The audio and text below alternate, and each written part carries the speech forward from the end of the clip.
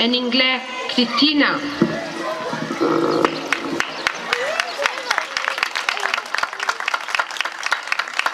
Buenas tardes, yo soy Cristina, soy inglesa. Chapter 1,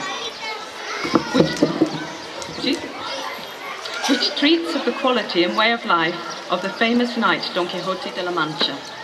In a certain village in La Mancha, which I do not wish to name, there lived not long ago a gentleman, one of those who always had a lance in the rack, an ancient shield, a lean hack, and a greyhound for coursing. His habitual diet consisted of stew, more beef than mutton, of hash most nights, boiled bones on Saturdays, lentils on Fridays, and a young pigeon as a Sunday treat. And on this he spent 3/4 of his income. The rest of it went on a fine cloth doublet, velvet breeches and slippers for holidays, and a homespun suit of the best in which he decked himself on weekdays.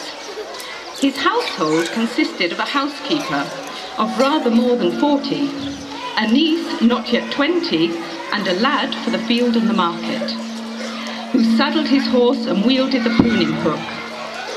Our gentleman was verging on 50, of tough constitution, lean-bodied, thin-faced, a great early riser and a lover of hunting.